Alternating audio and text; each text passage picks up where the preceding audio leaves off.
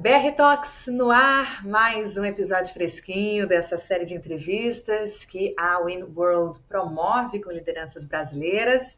Eu sou Natália Toledo, jornalista responsável pelo conteúdo da nossa newsroom e praticamente uma curadora, de iniciativas inspiradoras aqui do meu país. Então vamos ao achado do dia. No episódio de hoje, uma jovem brasileira que vem sendo destaque internacional e chamando a atenção de investidores daqui e de fora por sua proposta sustentável e revolucionária que quer inverter a lógica de consumo global. Ela está à frente de uma Green Tech, ou Biotech, que transforma plantas brasileiras em novos materiais como alternativas ao couro e ao plástico, por exemplo. Eu estou falando da Raquel Maranhão, CEO da Mabê Bio. Raquel, é um prazer ter você aqui com a gente. Obrigada por aceitar nosso convite. Obrigada a você, Natália. É um grande prazer estar aqui com vocês. Acompanho o trabalho da Win World e do BR Talks desde o início, então sou fã de carteirinha. E é um prazer imenso estar aqui com vocês, não estou conseguindo conter a minha alegria. E prazer imenso também de poder ter a oportunidade de falar sobre a Mabê Bio aqui com vocês. Que bom, Raquel, que bom. Então, você já acompanha, a gente tem trazido tantas lideranças de vários setores, vários cargos também, empresas mais jovens, empresas mais antigas, e todos eles em comum, assim, uma liderança pioneira e que tem um diferencial. E a gente identificou isso em você, obviamente, de cara. Então, para quem não conhece ainda a Mabê ou a Raquel Maranhão, queria começar te pedindo para te introduzir, para a gente conhecer quem é a líder Raquel Maranhão, um pouquinho da sua história. A gente viu aí nos materiais, por exemplo, que você fala em disruptar o sistema. Aí eu te pergunto, você sempre soube assim que nasceu para fazer diferença no mundo ou isso te despertou em algum momento específico? Bom, sempre senti que eu tinha vindo, nesse planeta aqui para fazer alguma coisa que fosse realmente relevante, para o mundo, mudar o status quo, mudar como as coisas funcionavam até eu chegar aqui. E eu sinto que essa missão, esse propósito de vida, ele vem se amadurecendo, ao longo dos anos, Então, como eu comentei desde criança, eu sempre tive essa sensação, mas eu não sabia exatamente como, Então, até para fazer um panorama geral aqui de quem que é Raquel Maranhão, eu tenho 35 anos, sou natural de Niterói, no Rio de Janeiro. Moro em São Paulo, já tem 11 anos, esse ano completa 11 anos. E me formei em Relações Internacionais, então basicamente eu estudei para ser diplomata. Ao longo da faculdade eu percebi que não era exatamente aquilo que eu queria, porque de alguma maneira, apesar de eu conseguir impactar, de alguma forma o mundo, o Brasil, através do meu trabalho, eu queria algo que fosse maior, que eu tivesse o poder de tomar decisão, o poder de o meu trabalho de fato impactar as minhas decisões, poder impactar positivamente tanto o planeta quanto as pessoas, E ao longo da minha faculdade, eu sempre tive essa sensação, mas eu não me sentia preparada para administrar um negócio naquela época, Me formei em 2011. Basicamente, desde que eu me formei, trabalhei na Petrobras. Depois disso, eu comecei a trabalhar numa certificadora, também nessa área naval, óleo e gás. E aí foi essa certificadora Bureau Veritas que me trouxe para São Paulo em 2013. E aí fiquei em São Paulo desde então. Trabalhei mais alguns anos nessa empresa aqui em São Paulo e depois fui trabalhar na rede, que é do Grupo Itaú, aquela empresa de meio de pagamento e maquininha de cartão de crédito. E foi lá no Itaú que eu fiquei no Grupo Itaú que eu fiquei por cerca de 8 anos, assim, por várias áreas, e o meu objetivo sempre foi entender como as coisas funcionavam de uma maneira mais holística, de uma maneira mais gerencial, para eu ter a capacidade de administrar meu próprio negócio quando chegasse esse momento, Então, ao longo do Itaú, ao longo da minha carreira do Itaú, eu passei por toda a cadeia de suprimentos, ou seja, logística, desde o PCP, que é o planejamento e controle da produção, até a entrega, nos pontos de venda, então instalação e troca das maquininhas. Também passei pela área de procurement, ou seja, a área de compras. Então, eu e meu time, nós éramos responsáveis por cerca de 2 bilhões de reais em negociações anuais. E aí, com diversos fornecedores da área de logística, também da área de tecnologia. Tive a oportunidade de fazer grandes projetos pelo Itaú, reduzir muito os gastos, né? E sempre em projetos bem estratégicos, pensando em como que a gente conseguia otimizar as coisas e reduzir custos. Então, por mais que eu tenha passado por várias áreas, né? Então, foi a logística, área de compras, também passei pela área de inteligência de mercado, operações, e, por último, na área de produtos digitais, em que eu era responsável por construir uma plataforma de empréstimo consignado. Então, eu era responsável por toda a arquitetura e pelo time de negócios e também fazia ponte ali com o time de desenvolvedores que estavam desenvolvendo o back e o front, né, da plataforma. Então, acabou sendo uma passagem bem holística e que eu podia olhar, entender, né, como que essas diversas áreas interagiam, como que a área de vendas, né, interagia com a área de operações, né, como que o marketing também interagia com operações e vendas. Então, quer dizer, a minha proposta, a minha ideia sempre foi, de fato, entender como que eu conseguia gerenciar e movimentar essa máquina grande, né? Mas, ao mesmo tempo, eu sabia que, dado que meu sonho e que a minha missão era empreender e fazer alguma coisa mais para frente, em paralelo à carreira do Itaú, eu também vim desenvolvendo esse lado do empreendedorismo, né? Então, eu tive um restaurante que era para atender o público do Itaú, então, basicamente, tinham cerca de 20 mil pessoas naquela região ali, né? Então, a demanda já estava dada, eu não podia errar na operação do restaurante. Então, tive um restaurante, também tive uma agência de marketing digital e um podcast também, que se chama R2 Lab Podcast, que era sobre empreendedorismo. Então, eu trazia alguns líderes também de startups para começar a entender como é que funcionava esse mundo de startups, né? Porque, assim, é outra coisa. Tem muito paralelo com, né, grandes empresas e grandes corporações, mas tem muita coisa diferente. Então, tá sendo um grande aprendizado, extremamente rico. E, enfim, estou muito feliz, me sinto muito realizada de poder impactar, né? Realmente exercer aquela missão que eu sempre senti que eu tinha. Então, é um prazer imenso estar aqui representando a Mabebio. Bom, e aí, só para dizer, né, como que eu saí dessa carreira corporativa para empreender. Então, em 2022, eu já estava sentindo que estava a hora de eu pedir demissão para fazer alguma coisa, mas eu não tinha certeza do que dor do mercado eu ia resolver, né? Porque pelo fato do meu perfil ser bastante plural, eu podia entrar em várias dores, vários mercados, desde fintech até, enfim, qualquer coisa. E aí, coincidentemente, quando tomei a decisão que eu já estava, né, nos meus últimos meses ali de Itaú, o pessoal da Antler Brasil, que é uma venture capital, né, é uma empresa que investe em outras startups, e eles são um grupo de Singapura que nasceu lá, acho que em 2019, se não me engano, e eles já estão presentes em mais de 20 países, em que o objetivo deles basicamente é investir em startups bem em early stage, né? Ou seja, startups que estejam bem em estágio inicial, construindo o seu modelo de negócio, né? E eles investem no estágio de pré-seed. E aí, basicamente, o que eles fazem? É um programa de aceleração, mas não é exatamente. Mas, basicamente, eles selecionam cerca de 60 pessoas, né? Colocam as 60 pessoas num ambiente ali ao longo de 10 semanas para essas pessoas se conhecerem.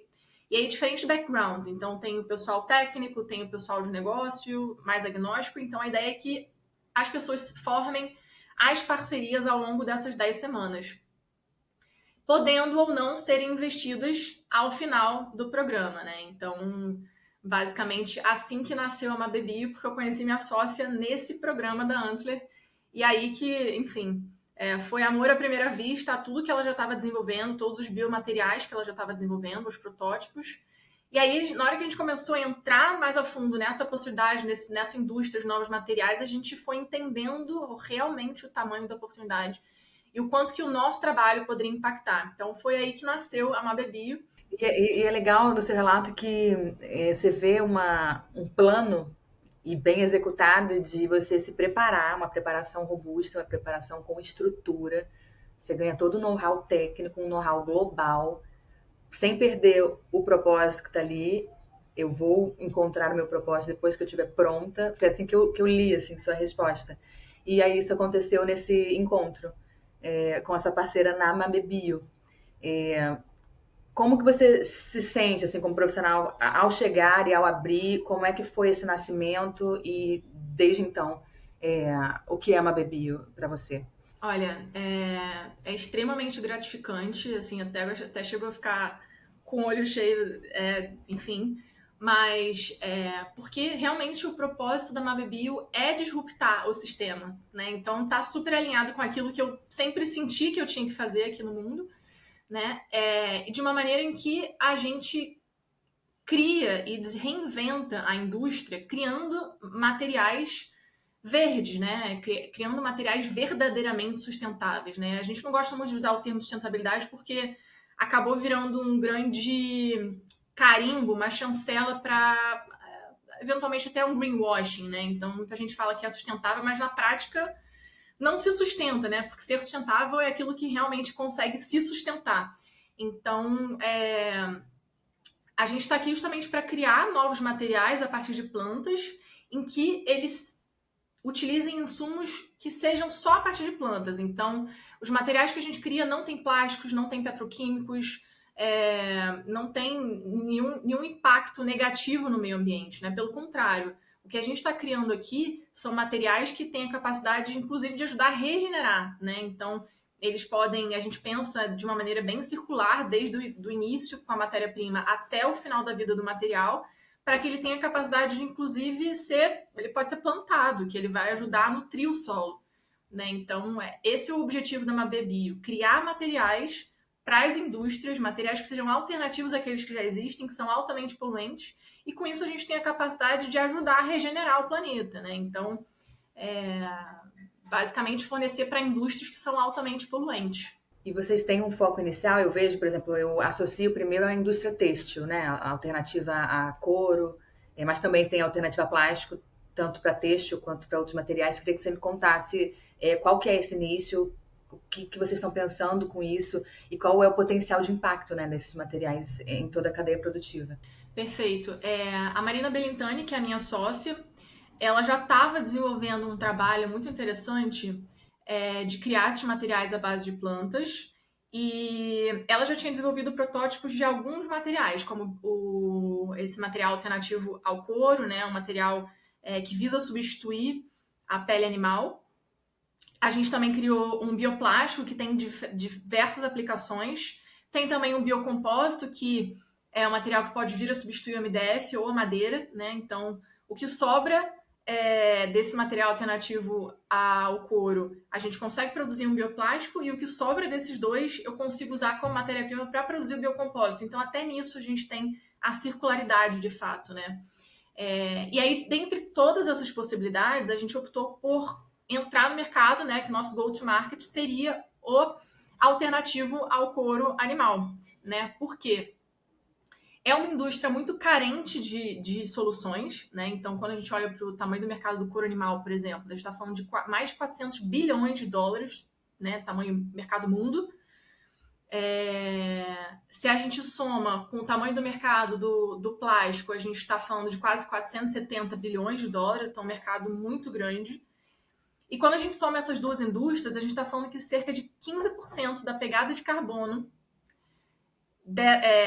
internacional gerada por todas as indústrias é oriunda dessas duas somadas. Então, assim, realmente, a gente conseguindo entrar nessas duas indústrias, a gente tem um potencial enorme de impactar, né, de substituir esses materiais e conseguir, né, reduzir a emissão de carbono, conseguir reduzir depois a quantidade de microplásticos que, né, vão parar enfim, nos mares, nos oceanos, e muitas vezes até dentro da gente, né? Tá vendo recentemente um estudo que chegaram a achar até microplástico dentro do DNA e da placenta humana. Então, assim, o que a gente tá fazendo com o mundo? Né? Assim, a gente precisa realmente de soluções que sejam positivas para o planeta, que sejam positivas para a gente, porque, né, assim, vou usar um clichê aqui que né, já está bem batido, a gente não tem outra opção, não tem planeta B, é esse planeta aqui pronto. Então, o planeta não vai acabar, quem vai acabar somos nós, né? Assim como aconteceram com várias outras espécies antes da gente. Então, o planeta vai se regenerar. Pois é. A gente não. E nessa sua jornada, você já vê que as pessoas realmente estão entendendo essa mensagem, além de ser apenas frases prontas, além do greenwashing que a gente sabe que existe, porque em pouco tempo vocês têm atraído muitos olhares, né? Receberam aportes significativos, prêmios, já tem alguns destaques. E, inclusive, a Raquel Maranhão, para quem não sabe, foi incluída na lista Top Innovators Under 35 Brasil da MIT Technology Review. Então, são alguns achievements, né, algumas conquistas importantes, e queria saber qual é a sua avaliação do seu entorno, das pessoas que chegam até vocês. Qual tem sido o real interesse das empresas, dos investidores, se essa mentalidade está mudando devagar ou não? O que você sente? Olha, passei raspando na lista dos Innovators Under 35, né? Que se fosse esse ano eu não conseguiria mais entrar. Fiz o application da tia 34. É verdade. Mas, olha, eu sinto que de 2 anos pra cá, que foi quando a gente oficializou a Mabebio, né? Tá mudando muita coisa, sim. Eu sinto que nesses 2 anos a mentalidade tá evoluindo. Muito por conta dos últimos acontecimentos, né? Enfim, questões climáticas, eu não vou nem detalhar aqui para não entrar nesse mérito, mas todo mundo sabe, né, a importância, né, enfim, aquecimento global e etc. Então, eu sinto que quanto mais acontecem esses casos fortuitos, né, mais as pessoas começam a se conscientizar e realmente entender. É claro que ainda tem muita oportunidade pela frente, né, mas o que a gente vê é que existem alguns concorrentes ao que a gente está fazendo, né? O concorrente de produto, não exatamente de modelo de negócio, lá fora. Né? Essa indústria de novos materiais, por exemplo, ela é uma indústria nova, ela nasceu em 2013, então ela está já se consolidando tanto na Europa quanto nos Estados Unidos, que são os principais locais, né, regiões onde essa indústria está mais sólida já. Então tem alguns players, já tem unicórnio, inclusive, né? Unicórnio, só para fazer um parênteses aqui, são aquelas startups que valem, né? Tem um valuation, o valor delas está acima de $1 bilhão. Então são startups que estão realmente bastante parrudas, já estão bastante à frente nessa jornada, mas quer dizer, já tem empresas que já chegaram nesse nível, porque de fato tem a demanda, né? O mercado é gigantesco, eu estava falando, mais de $400 bilhões de mercado. E a indústria, principalmente a da moda, ela tá muito carente dessas soluções, né? Recentemente, não sei se vocês viram o desfile que aconteceu no deserto do Atacama, que era uma forma de trazer a atenção, porque o Chile importa roupas anualmente de outros países, como uma forma de receita, né? Enfim. E essas roupas viram grandes lixões no deserto do Atacama. Então, quer dizer, um grande lugar turístico, né, que está virando depósito da moda. É o lixão da moda internacional. É um dos lugares, né, existem alguns outros, mas um dos lugares é o deserto do Atacama. Então, as paisagens que antes eram deserto estão virando deserto de roupa. Então, realmente, assim, é uma situação muito crítica que precisa ser feita alguma coisa. Então, cada vez mais a gente está vendo iniciativas, ações de marketing, a gente está vendo frentes ligadas a essa questão de como que a gente substitui a matriz de produção, né? Como que a gente substitui os insumos utilizados nas coleções, né? Porque o fast fashion tá aí, grandes marcas, né? Não só da China, mas também da Europa, contribuem claramente para essa crise climática. Então, eu vejo que o cenário ele tá mudando cada vez mais, e uma coisa que eu ia comentar é que esses players, né, que concorrem com a gente no produto já fizeram parcerias com grandes marcas do mercado. Então, tem um dos players que faz um material alternativo a couro animal feito com resíduo de abacaxi, por exemplo. Eles são bem grandes e ele já tem mais de 150 clientes. 150 clientes grandes, ou seja, de fato o mercado está buscando essas soluções. E a gente tem visto, nesses 2 anos da Mabebio, nós recebemos no nosso site organicamente toda semana clientes já querendo testar o material. Então, isso sem fazer um grande alarde na mídia, sem fazer grandes ações de marketing, organicamente a gente já está recebendo. Então, quer dizer, a demanda está crescente. Então, de fato, a gente entende que o momento para entrar nesse mercado é agora, principalmente no Brasil. No Brasil, nós somos líderes nesse mercado, né? Então, não tem mais ninguém no Brasil fazendo o que a gente está fazendo, a partir da tecnologia que a gente usa, que é mais barata do que os concorrentes internacionais e os players no Brasil, que eles usam uma tecnologia muito mais cara e, consequentemente, o custo final do material não está tão acessível para o público final, né? Então, a gente também está olhando para isso. A nossa proposta é democratizar esse acesso a essa indústria, porque também se a gente não democratizar esse acesso, a gente não consegue inverter a lógica de produção, porque poucos vão ter acesso, né? É claro que ainda com uma capacidade limitada de produção, acaba sendo, a gente tem que fazer um recorte do mercado para entrar nesse mercado, mas à medida que a gente ganha tração, né, a gente consegue expandir isso e atingir cada vez mais mercados. E Raquel, eu te pergunto, se por um lado ser um pioneiro no Brasil, né, é um grande diferencial, uma grande oportunidade e é um lugar de destaque, imagino que também haja muitos desafios, né, já que lá fora já tem uma demanda caminhando há um tempo maior e já se estruturando. O que vocês encontram em termos de desafio hoje no estágio atual, né, da Mabebia? Olha, os desafios, eles são inúmeros, né? Empreender não é para qualquer um, de verdade. Tem que ter uma preparação prévia, né? É um grande carrossel de emoções, eu diria. Mas com relação a ser pioneira, eu acredito que é uma oportunidade gigantesca. Eu vejo isso com muito bons olhos, da gente ter a oportunidade de abrir o mercado. Principalmente pelo fato de que o mercado ele já foi aberto lá fora, né? Então, se a gente tivesse que abrir o mercado no Brasil e lá fora, seria um desafio muito mais complexo e aí eu não seria tão otimista na minha resposta. Mas realmente, assim, já tem um mercado aberto, já tem mais de 10 anos que esse mercado existe lá fora, grandes marcas já, né, compram esses materiais, já lançaram coleções, então realmente mostra que a indústria ela veio para ficar, né, de forma internacional. E ter o privilégio de abrir esse mercado no Brasil, eu vejo com muito bons olhos, porque realmente, assim, além de ser um produto muito bom, os nossos produtos, né, além dos nossos produtos serem muito bons,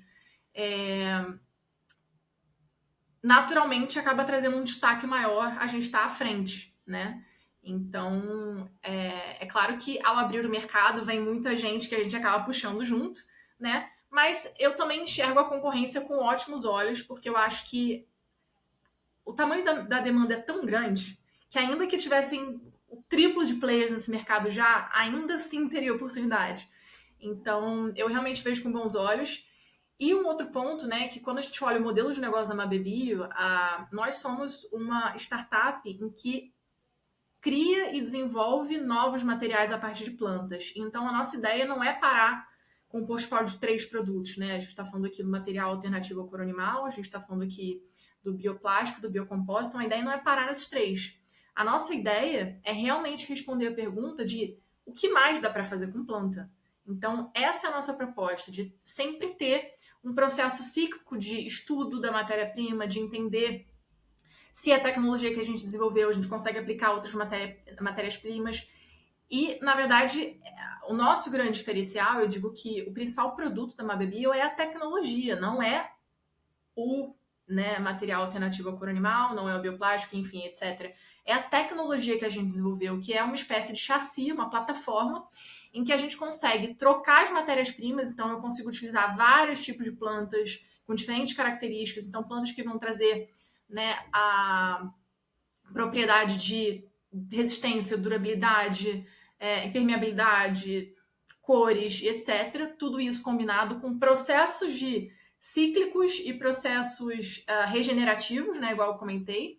A gente mistura todas essas variáveis e a partir daí a gente cria esses novos materiais. Então, é interessante que até nisso a gente está disruptando o sistema, né? Porque quando a gente olha para os players estão focando em cada um desses produtos. A gente está focando na tecnologia, que essa tecnologia nos permite escalar para diferentes indústrias, para diferentes matérias-primas e diferentes aplicações. Muito bom. E inverter a lógica de consumo pede ajuda também do consumidor, né?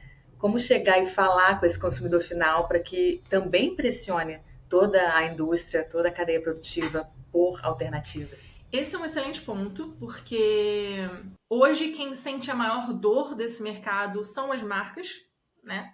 Porque elas que estão sofrendo, elas que estão, no final das contas, deixando a sua pegada de carbono no mundo. O consumidor final também, mas de uma maneira indireta. Então, essa é a parte mais difícil de conscientizar o consumidor na ponta. Então, nesse sentido, eu sinto que o Brasil ainda tem muita oportunidade de conscientização, de reverter essa lógica, reverter essa mentalidade. mas lá fora a gente já vê que o consumidor final realmente já está pedindo por essas soluções, né? Então, o Brasil segue um pouco do padrão de consumo lá fora, então, à medida que cresce lá fora, consequentemente, a gente espelha e reflete aqui o crescimento desse mercado também. Então, acredito que ainda tem muita oportunidade para a gente crescer essa demanda no Brasil ainda, olhando para o consumidor final. E que conselho você daria para outros jovens líderes, Raquel, com ideias também inovadoras, só que ainda no papel? O que você gostaria de ter ouvido ali no início da sua carreira? Olha, muitas coisas, né? Eu já comentei uma, que é se preparar mentalmente, psicologicamente, porque realmente é uma montanha-russa de emoções, né? Um dia você tá lá no topo, outro dia você tá lá embaixo e você acha que é o fim do mundo, pensa em desistir em tudo isso, mas quando você olha para o seu propósito, você vê que não faz sentido, é só alguns minutos ali e vai passar. Então, esse é um ponto. Empreender sobre resolver dores. Então, entender qual que é o tamanho da dor que você está resolvendo daqui, qual que é o tamanho do mercado que tá com aquela dor, né? Então, validar muito bem qual que é essa dor, qual que é esse problema que você está resolvendo. E uma outra coisa que eu acho muito interessante é que essa mentalidade que eu vou comentar agora, ela é muito aplicada para startups, esse é o princípio básico da startup, mas ao mesmo tempo é uma mentalidade que se aplica em qualquer lugar, né? Que é sobre empreender, sobre testar, né? Então, você tem que ficar muito bom em criar hipóteses e entender como que você vai criar, que você vai testar essa hipótese, como que você vai validar se aquela hipótese se concretiza, né? Porque a gente não sabe de tudo, né? Vou trazer aqui meu exemplo, né? Tive o privilégio de poder olhar em diferentes áreas como que funcionava, mas, assim, eu sou humana, né? Eu não consigo olhar tudo, eu não passei por todas as áreas que existem numa empresa. Então, naturalmente, tem muita coisa que o empreendedor não sabe, né? Seja com 12 anos de experiência, seja com 30 anos de experiência. Então, por isso que eu falo que o empreendedor tem que ser muito bom em criar hipóteses e testar. Porque dado que você não sabe, né? O primeiro ponto é reconhecer que você não sabe, porque às vezes até isso é um processo, né, complexo de você entender que tá, beleza, eu não sei esse assunto, né? Ou vou pedir ajuda, ou vou testar. Então, entender como que esses testes podem ajudar a validar o seu negócio, né? Então, acho que esses seriam os 3 principais aprendizados que eu deixaria aqui para quem está querendo começar a empreender ou eventualmente até quem já empreende. E para a gente fechar, a gente tem o nosso momento referências que inspiram, né? Uma forma da gente beber um pouquinho dos conhecimentos que atravessam nossos convidados. Então, vou te pedir algumas dicas, referências, todo mundo já pronto para anotar, começando por um livro que te marcou, Raquel. Olha, eu até deixei o livro aqui, porque é um livro que realmente, assim, eu consulto ele toda hora. Cada hora eu, enfim, leio mais um pedacinho. Mas ele se chama Traction, que é esse livro aqui, não sei se vai estar dando para ver. Aqui, ó. Se chama Tração. Basicamente, ele mostra como que você consegue atingir um crescimento exponencial da sua startup, né? E, de novo, tá para startup aqui, mas muita coisa a gente consegue aproveitar para um mundo corporativo, né? Para grandes empresas, enfim. Então, esse livro é bastante interessante, chama Traction, é do Gabriel Weinberg e Justin Mares, né? Então, livro, essa é a dica. Bom saber. Filme, agora um filme imperdível. Olha, aí eu vou sair um pouco do empreendedorismo, vou pro lado que, assim, realmente mexe comigo em termos de filme. Eu amo cinema europeu e principalmente esse filme francês que não tem muita lógica. Tem 2 filmes, um que é mais... tem em qualquer lugar, praticamente, é Amélie Poulain. Eu acho que é mais batido, mas, enfim, eu acho bastante interessante porque mostra como coisas simples do dia a dia podem realmente ter um valor grande. Enfim, uma das minhas leituras, né? Cada vez que eu assisto, eu vejo tem uma outra visão. E tem um outro que chama Jeux d'enfants, que seria Jogo das Crianças, né? Jogo de Crianças, que é um filme francês que esse é bem mais difícil de achar. Mas, enfim, ele não tem a menor lógica, mas eu gosto desse tipo de filme. Então, né, se você também gosta de filme mais cult, ficam essas 2 dicas. Muito bom. Não, mas isso que é bom, a gente entender de onde que vem a inspiração. E pode vir das mais variadas fontes e as menos óbvias possíveis. Isso é muito legal. E aí quem se interessar vai atrás também Isso é ótimo. Já que estamos no podcast, você mencionou que já teve um podcast também. Um podcast para indicar, para a gente colocar aí na nossa playlist. Bom, então vou fazer o jabá, né? Vou dar a dica aqui do R2 Lab Podcast, que era a marca que eu tinha. Ótimo. Eu gravava com um amigo e basicamente é sobre empreendedorismo. A gente chegou a gravar 21 episódios, depois enfim, não seguimos aqui nas gravações, mas o podcast está em todas as plataformas, quem tiver interesse. Então tem podcast sobre vendas, playbook de vendas, enfim, os mais variados temas, pessoas que trabalhavam em grandes empresas largaram tudo para seguir o seu sonho e velejar. Então é bastante interessante. E tem um outro aqui que eu gosto muito, que se chama Metanoia Podcast. São assuntos variados, ele fala sobre desde inteligência artificial até comportamento humano, assim. E são podcasts, são episódios curtinhos, então eu acho bastante interessante, porque acabam sendo pílulas de conhecimento. Você tá, enfim, treinando e tá escutando e aprendendo alguma coisa nova. Eu acho ótimo. Boa. Metanoia, anotado também. Um líder que te inspira?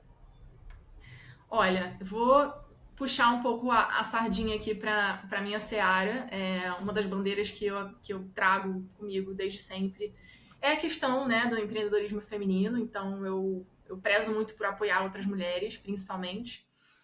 E tem uma líder que, enfim, desde antes de empreender, eu sigo o trabalho dela, que é a Ana Fontes.